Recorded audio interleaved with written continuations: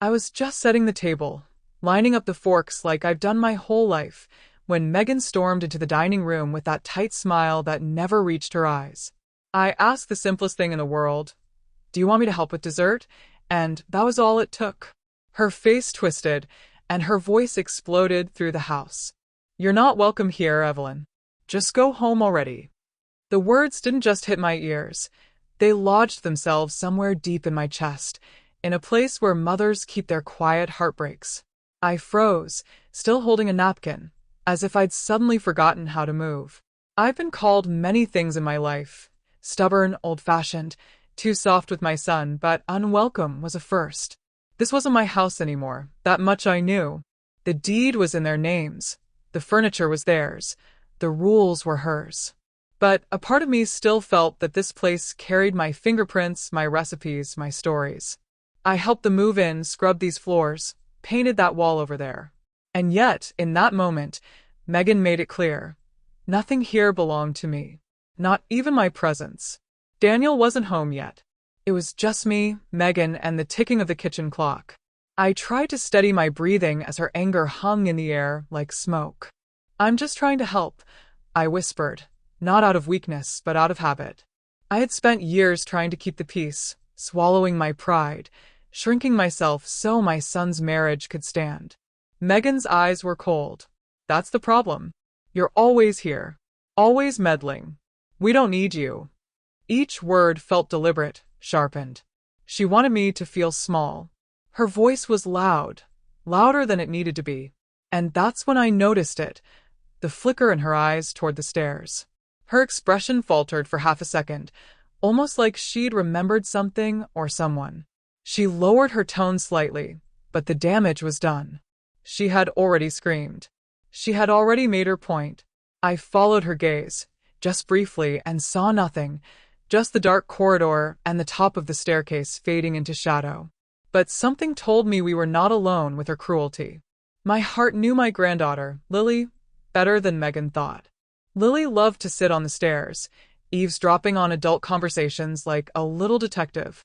It was her secret spot, a place where she felt invisible and powerful at the same time.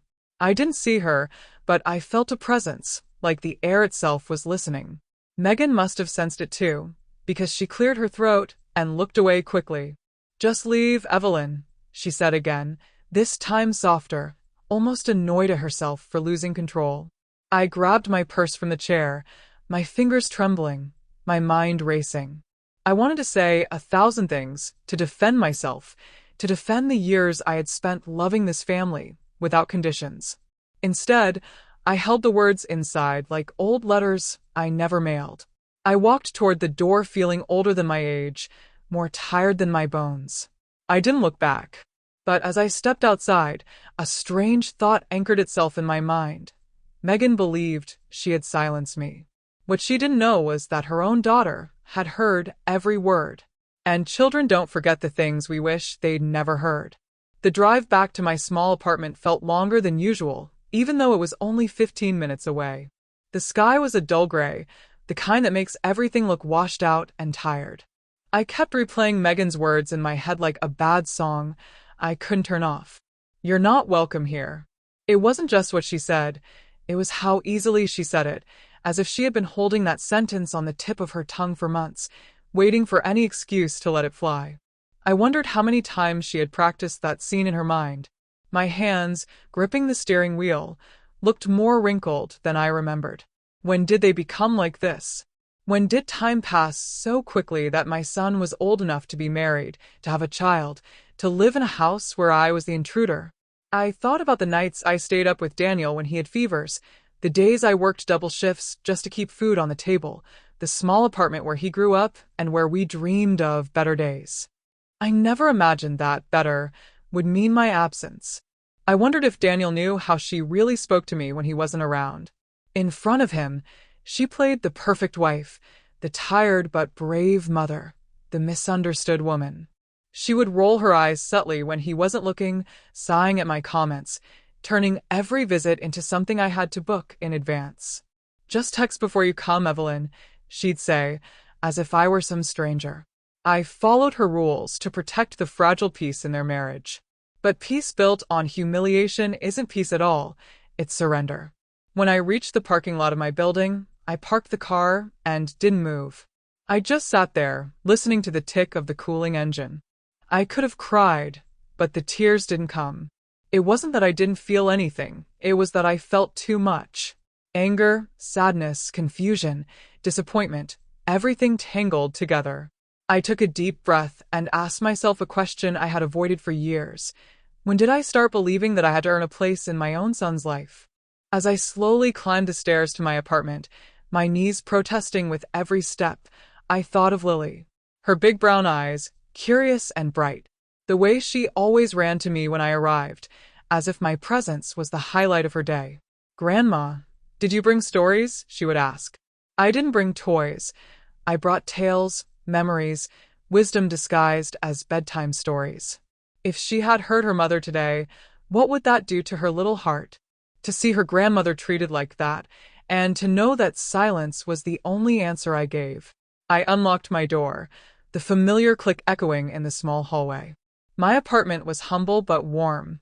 Pictures of Daniel as a boy hung on the walls, reminders of a time when love between us was simple and unfiltered. I set my purse down, took off my coat, and sat in my favorite chair by the window. The ache in my chest did not fade with distance. I told myself I would not go back to that house for a long time. I told myself I needed to protect my dignity. But deep down, I knew something had shifted that day, and it wasn't just inside me. It was inside Lily too. The next morning, I woke up determined not to think about it. I made my coffee, watered my plants, and pretended my world hadn't just shrunk by one house and one family dinner. But pretending is a thin blanket against reality. As I sat in my chair, staring at the steam rising from my mug, my phone buzzed on the table. I expected it to be a promotional message, maybe the pharmacy reminding me of something. Instead, I saw her name, Lily Cherry Blossom. My heart skipped. Daniel never let her have her own phone, so this was Megan's number saved under Lily's name. I hesitated before answering. My voice needed to sound normal, gentle, not as shaken as I felt. "Hi, sweetheart," I said, forcing a smile that she couldn't see, but somehow I believed she could feel. On the other side, there was silence at first. Then I heard her small, trembling voice. "Grandma, why did you leave yesterday?" Children have a way of asking questions that go straight to the heart, no detours, no diplomacy. My throat tightened. I swallowed hard before responding. "I just needed to go home, darling. That's all." "But Mom yelled at you," Lily whispered. The words came wrapped in guilt, as if she were the one who had done something wrong. I closed my eyes. So I had been right. She had heard everything. Maybe she had even seen my face as I walked out. "Sometimes adults get upset," I replied carefully. "Your mom was having a hard day."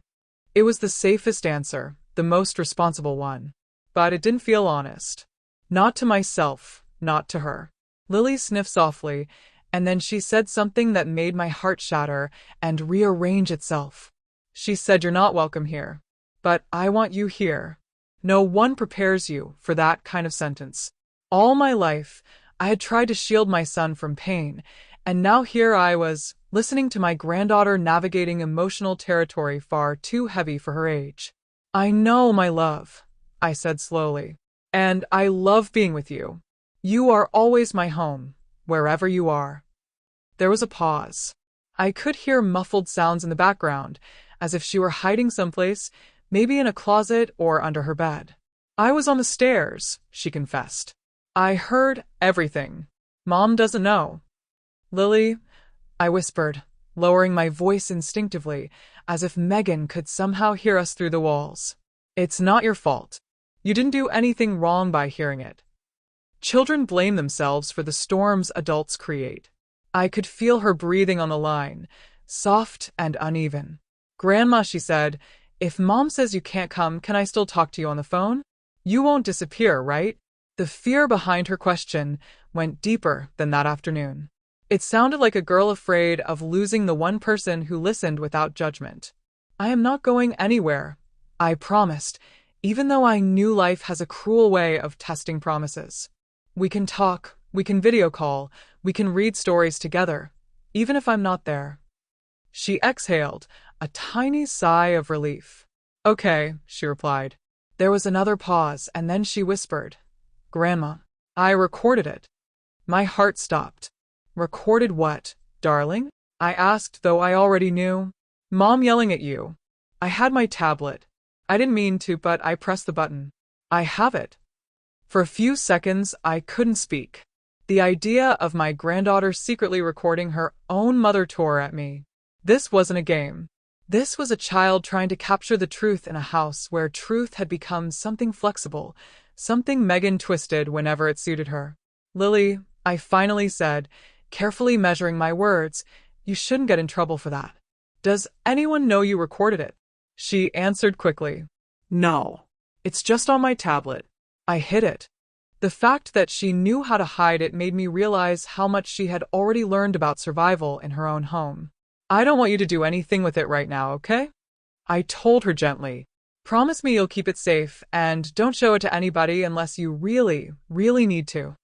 I hated myself for involving her in something so adult, but the recording changed everything.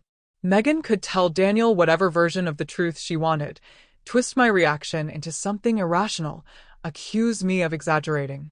But now there was proof. Not that she yelled, any human being can lose their temper, but that she meant every word when she said, I wasn't welcome, that she wanted me gone. After we hung up, I sat for a long time with the phone still in my hand. The apartment was too quiet, and the silence felt heavier now. I thought about calling Daniel immediately, telling him everything, using the recording as a shield against the stories Megan would surely invent. But something stopped me. My son was already caught between us, pulled like a rope in a game he never agreed to play. If I brought this to him, would I be helping him see the truth, or just adding gasoline to an already burning fire? I knew Megan. She was clever, strategic. She didn't explode like that in front of Daniel, at least not often. She waited for moments when it was just the two of us, when she could control the narrative later. Your mom misheard, she might say. She's sensitive. You know how she is. And because my love for my son made me quiet, I rarely defended myself. I realized, with a bitter taste in my mouth, that my silence had allowed this dynamic to grow roots. I had been trying so hard not to be the difficult mother-in-law that I had let her become the cruel daughter-in-law unchecked. I also thought of Lily again, sitting on those stairs listening. What did it do to a child to watch her mother attack her grandmother? What did it teach her about respect, about family, about love? Deep down, I knew Lily had recorded that moment not to expose her mother, but to make sure she wasn't crazy. Children need proof that what they feel is real. Somewhere inside her small heart, she wanted to say, this happened. I didn't imagine it. I saw it. I heard it. And that broke me more than Megan's words ever could. As the day turned into evening, I made a decision. I would not go to war with my daughter-in-law. I would not use my granddaughter as a weapon. But I would no longer pretend. If Megan wanted me gone, she would have to say it in front of Daniel, in front of the truth. And if Lily's recording ever came to light, it wouldn't be because I demanded it. It would be because the house itself couldn't hold any more lies. That night, Daniel called me. His name flashed on the screen, and for a second, I considered letting it ring. But a mother's instinct defies pride. I answered. Hey, Mom, he said, his voice casual, but I could hear a stiffness underneath. The kind of stiffness that comes when someone has already heard a version of a story before they come to you. Megan told me you left upset yesterday. Is everything okay? There it was. Not what happened. Not she yelled at you. Just a soft, neutral question, as if both of us were equally fragile and equally guilty. Yes, I left, I replied. I didn't want to attack, but I refused to lie. Your wife made it very clear that I'm not welcome there. So, I respected her wish. Silence. The kind that stretches between two people who love each other but don't know how to stand on the same side anymore. Mom, he sighed, you know how stressed she is. Work, the house, Lily, everything. Sometimes, She says things she doesn't mean. I smiled sadly to myself. That was the problem. She meant every single word. And he wanted to believe she didn't. I have lived long enough to know the difference between a bad day and a true feeling, I answered calmly. Yesterday wasn't just stress, Daniel. It was honesty. Pure, unfiltered honesty. He didn't like that. I could hear it in the way he shifted the conversation. She said you've been coming over without asking. That you rearrange things. That it makes her feel invaded. The word stung more than I expected. Invaded. As if I were an intruder in the life I helped build. Invaded, I repeated slowly. Did she tell you about all the nights I stayed with Lily when you two wanted to go out? Did she tell you who cleaned the kitchen the last time she didn't have the energy? Did she mention that I bring food because I know you work late and skip dinner? My voice remained controlled, but the pain was seeping through. He was quiet, and in that silence I knew he hadn't heard any of that. Megan had curated her story carefully. Mom, I'm not taking sides, he said finally, the classic phrase of someone who already had. I just want peace. I leaned back in my chair, staring at the ceiling. Peace is not the same as pretending, I replied. If your wife doesn't want me there, she should tell you that directly. Not just yell it at me when you're gone. I almost mentioned Lily, but I stopped myself. Not yet. I wouldn't drag that innocent child into the middle of this tug of war, even if the tug had already bruised her heart. We'll figure this out, Daniel murmured, clearly eager to end the call. Maybe we can all sit down and talk. I knew that conversation, if it ever happened, would be a theater performance. Megan would cry, say she feels misunderstood, and I would be expected to apologize for making her uncomfortable by existing. I love you, I said softly. It was all I could offer without betraying myself. I love you too, he replied, and then he hung up. When the call ended, I realized something painful. My son wasn't ready to hear the truth. But the truth had already found another way into his house. Through his daughter. A few days passed. I didn't call. I didn't visit. I stayed in my quiet apartment, trying to make peace with the idea of being a distant grandmother. But the universe has its own ways of forcing conversations we try to avoid. That Saturday, someone knocked on my door. I wasn't expecting anyone. When I opened it, I saw Lily standing there, her backpack on, her hair slightly messy, holding a piece of paper.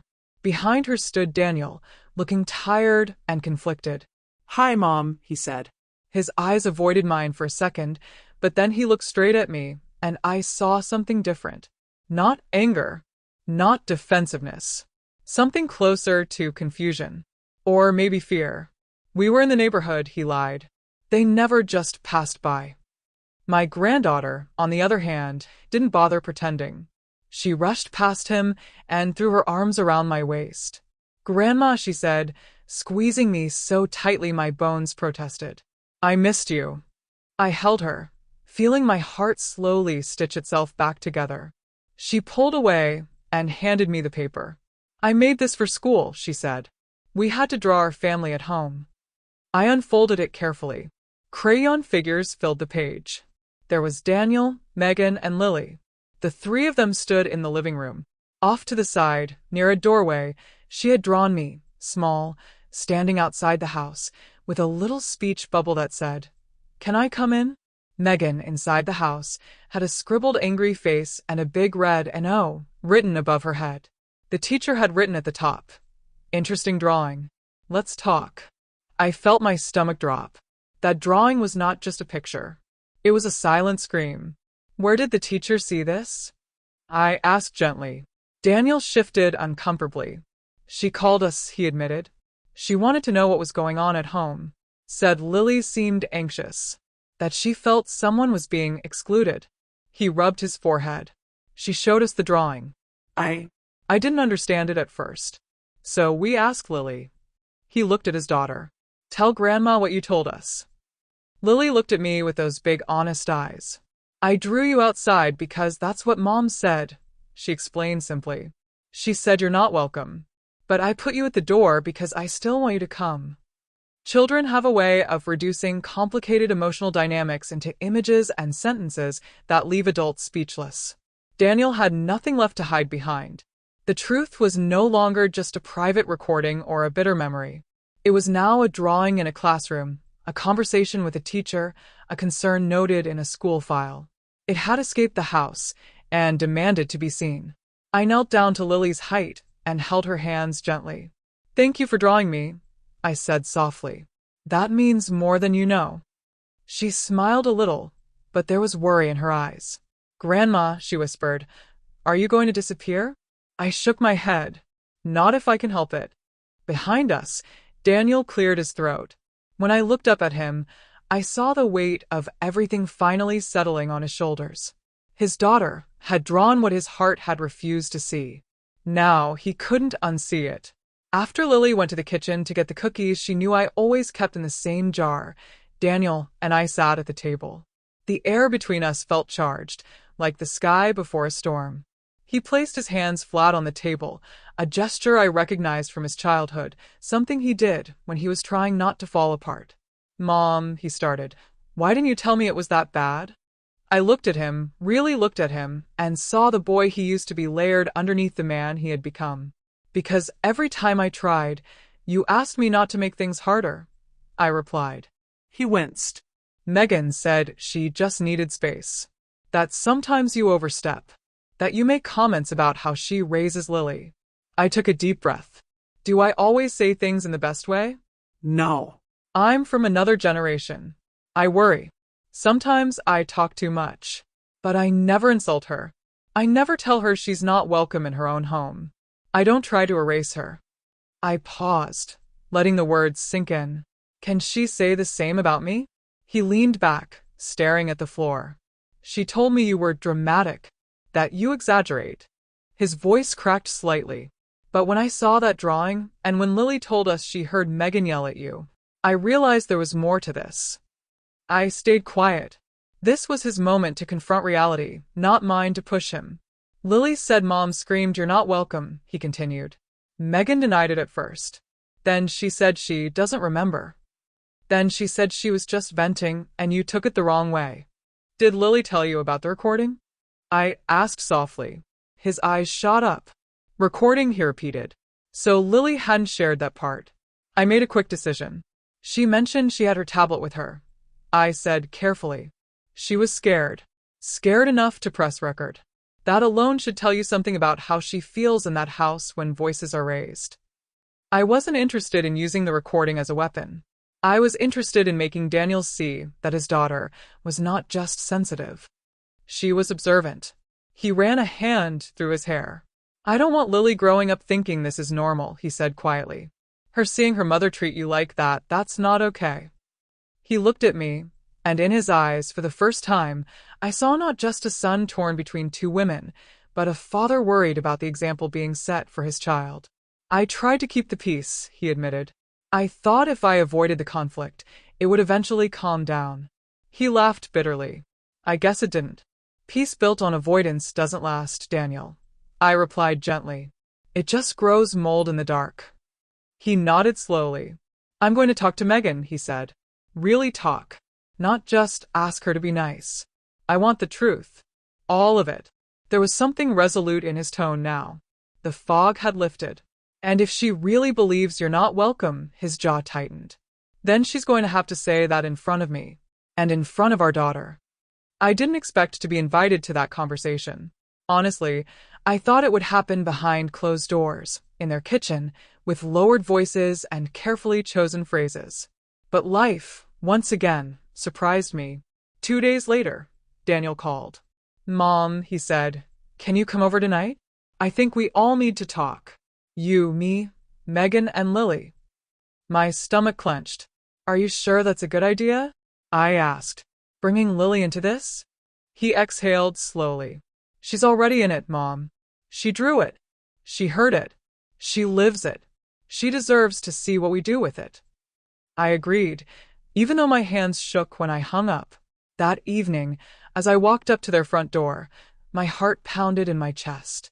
The last time I stood there, I left with Megan's words echoing in my ears.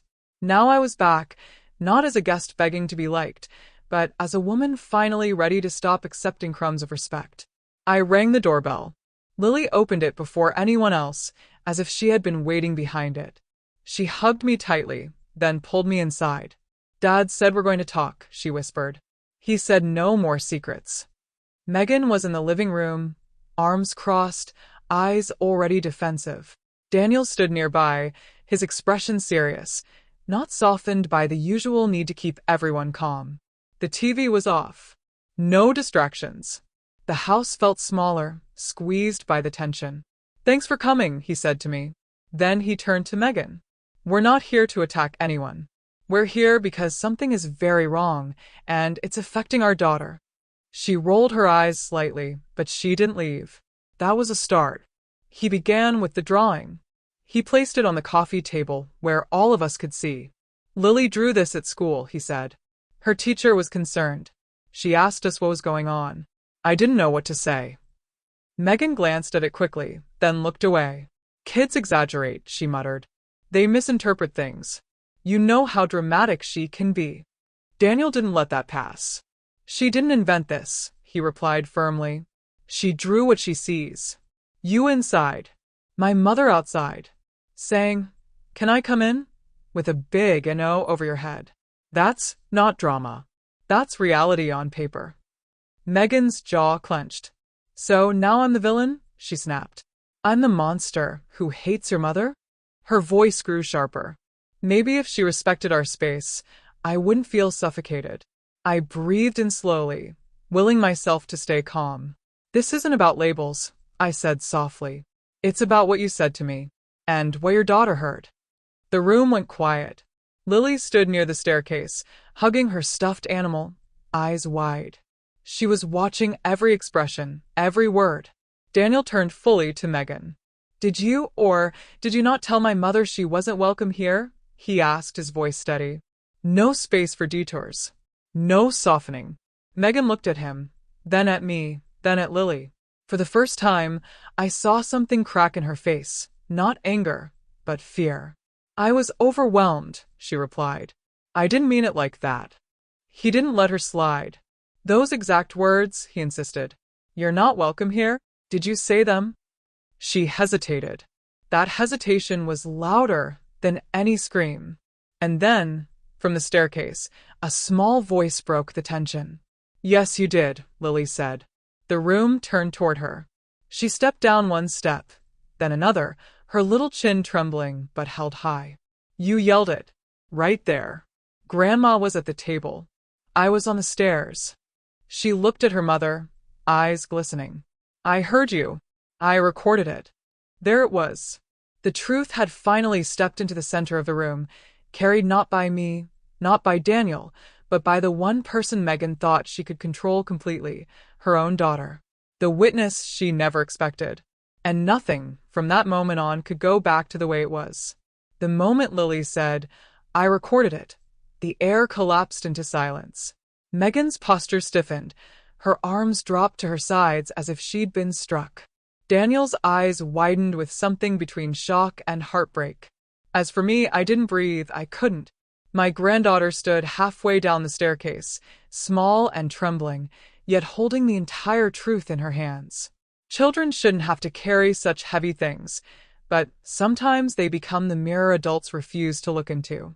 "Lily," Daniel said slowly, "Sweetheart, what do you mean you recorded it?" His voice was soft, almost pleading, as if he hoped she'd say she was joking. But Lily shook her head with a child's raw honesty. "I had my tablet," she explained. "You were at work. Mom was yelling. I got scared she'd make Grandma cry, so I pressed the red button." She swallowed hard, her eyes glistening. "I just wanted someone to believe me." Megan's voice cracked like breaking glass. "You went through my things. You had to know, right?" Daniel spun toward her so fast she froze mid-sentence. "No," he said sharply. "You don't get to turn this on her." He pointed at the drawing still on the coffee table, at the fear in his daughter's eyes, at the bruise in my silence. "You made her feel like she had to record you to be heard." Megan's breath hitched. For the first time that night, she didn't have a rehearsed answer. She looked at Lily, really looked, and something dark flickered across her face. Shame, fear, and the terrible realization that her own child was no longer on her side of the truth. Lily clutched her stuffed animal closer, as if bracing herself for her mother's reaction. "Mama," she whispered, "why were you so mean?" The question landed harder than the recording itself, because it came from innocence, from a child who still believed mothers should be kind, from a little girl who had witnessed the mask fall and didn't know how to put it back on. Megan opened her mouth, but no words came out. She wasn't ready to face that reflection, not from her daughter, not from herself. And so, the silence answered for her. Daniel turned back to Lily. "Sweetie," he said gently, "do you still have the video?" Lily nodded. "It's on my tablet. I hid it under my bed." He closed his eyes, a pained expression spreading over his features. Not because of the video itself, but because his daughter had learned how to hide truth the same way adults hide pain. "Go get it," he said softly. "We're not keeping secrets anymore." Lily climbed the stairs slowly, each step echoing like a countdown. Megan tried to breathe, but it came out uneven and panicked. Daniel's voice cut through the tension. "I need to know what really happens when I'm not here." His tone wasn't angry. It was the sound of a man discovering his home wasn't safe for the people he loved. As we waited for Lily to return, Megan wrapped her arms around herself like a child caught doing something forbidden. And for the first time, she looked genuinely afraid of the truth she'd created. Lily came back down holding her tablet to her chest like a fragile treasure. She walked over to her father, not her mother, and placed it carefully into his hands. "Please don't be mad at me," she whispered. Daniel knelt and kissed her forehead. "I'm not mad," he said. "I'm proud of you for being brave." Megan flinched at that word, brave, because it implied she had been the opposite. Daniel pressed play. The room filled with the sound of Megan's voice, sharp, cold, unmistakably venomous. "You're not welcome here, Evelyn. Just leave already." Her tone echoed through the living room as if the walls themselves were replaying the moment. I felt the sting all over again, but this time I wasn't alone. Daniel's face drained of color. "That's not stress," he whispered. "That's not a bad moment. That's something else." Lily stood next to him, her small hand resting on his shoulder, as if she were comforting him this time. Megan looked like she was shrinking, her bravado peeling away layer by layer. "Daniel," she stammered. I didn't know she was listening." He looked up sharply. "That's the problem, Megan. You didn't know. Because you don't care who gets hurt when you're angry." His words weren't shouted. They were worse, calm, steady, final. "You talk to my mother like this when I'm not around? In front of our daughter?" Megan's lip trembled. I was overwhelmed. "You don't understand." He rose to his feet, holding the tablet tightly. No. "I understand more than you think. This recording isn't just about my mother.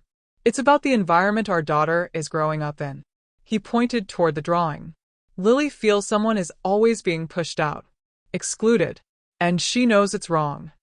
Megan stepped forward, but Lily instinctively stepped back. That movement, small but devastating, shattered whatever lie Megan still hoped to cling to. "Mama," Lily whispered, "you scared me that day." Megan gasped softly, as if she'd been slapped by the truth. The truth spoken not by an enemy, but by her own child. Daniel looked at me then. "Mom," he said softly, "I'm sorry. I'm so sorry." My eyes filled, but I kept my voice steady. "This isn't about apologies," I said. "It's about what happens next." And the room fell back into silence, everyone knowing something irreversible had begun. Daniel sat down slowly, the tablet still in his hands. He looked exhausted, not physically, but spiritually, as if the truth had drained the last bit of denial he was carrying. Megan stood frozen, pale, her eyes darting between her husband, her daughter, and me. She looked like someone watching their carefully built world collapse brick by brick and realizing they were the one who loosened the foundation. "Daniel," she whispered, this is not fair." I was stressed. I had a lot going on. "Your mother knows how to push buttons." "Stop," he said quietly. "The kind of quiet that ends arguments, not starts them. This isn't about a button. This is about disrespect." Her mouth opened, but nothing came. For once, she had no script, no rehearsed speeches, no excuses polished into half-truths, just silence. Daniel rubbed his temples, as if trying to understand how many times he had walked into a peaceful house, not realizing the storm had already passed before he arrived. "I should have seen it," he murmured. "I should have noticed Lily being nervous. Drawing things like this, recording things," his voice broke.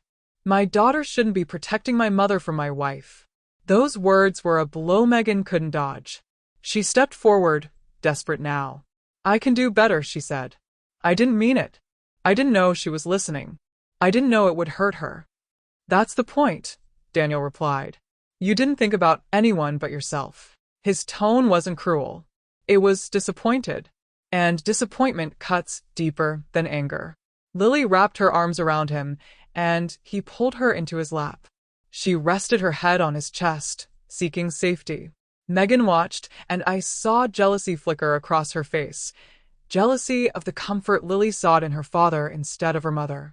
That jealousy didn't make her evil, but it made her dangerous when unchecked. Then Daniel looked at me again. "Mom," he said, "you're not the problem." Those words felt like a fragile gift. The truth he had avoided finally forming itself. He turned to Megan, and his voice shifted from husband to protector. "Things have to change.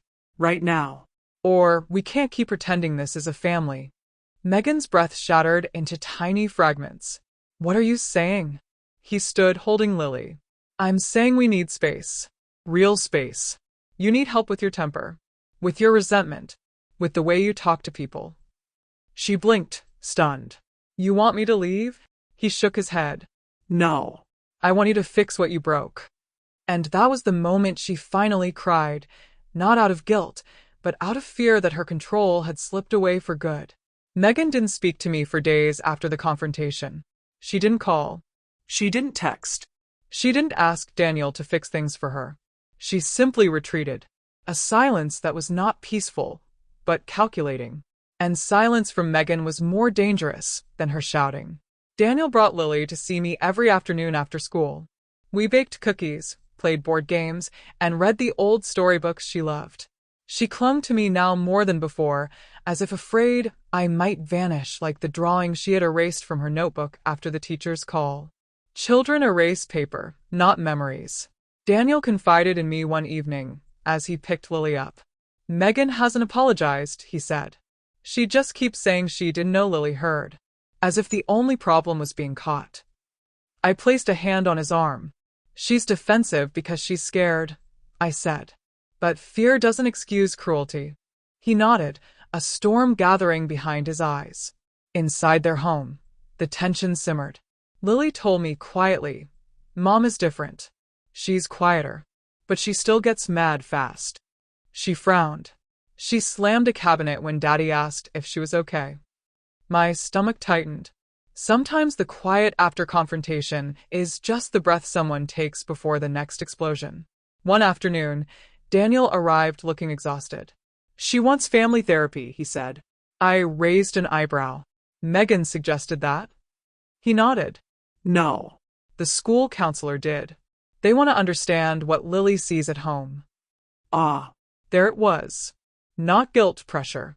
Megan didn't want the school involved. It threatened the image she curated so carefully. Still, I didn't oppose it. Anything that brought truth to light was welcome, Daniel sighed. "Mom, I don't think I've really seen my own house for years. Not the way Lily sees it. Not the way you see it." He squeezed my hand. "Thank you for not giving up on us." I smiled sadly. "I was waiting for you to see." The first family therapy session felt like entering a courtroom made of sofas and soft lighting. The therapist was a calm woman named Dr. Keller, with a voice that made even heavy truths sound manageable. We all sat together. Daniel, Megan, Lily, and me. Megan kept her arms folded tightly, as if afraid someone might reach into her chest and pull the truth out by force. Dr. Keller began gently. "We're here because Lily drew something at school that concerned her teacher." She placed the drawing on the table. "Lily, sweetheart, can you tell us what you drew?"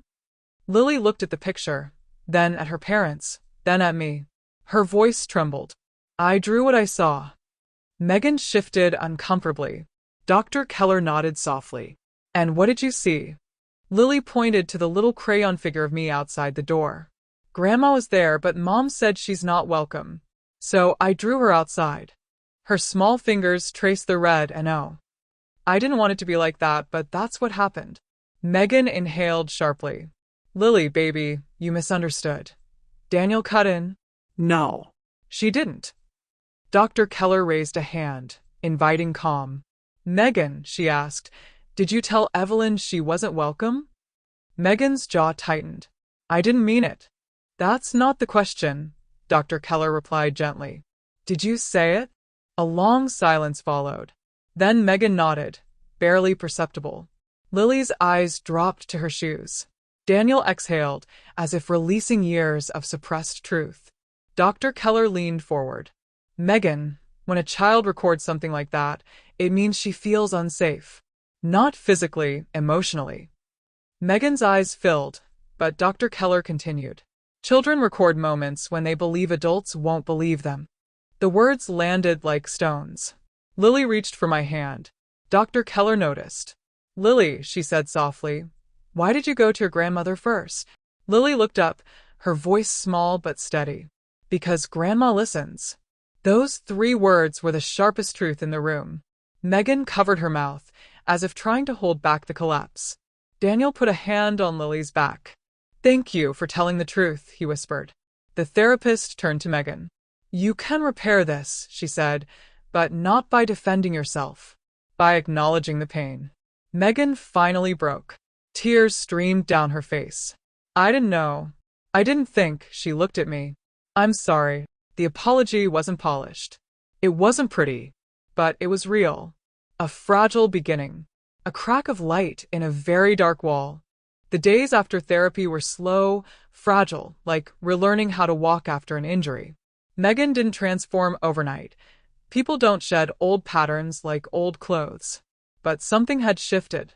She approached me with less hostility, more caution, as if afraid of repeating the harm now illuminated under the therapist's lamp.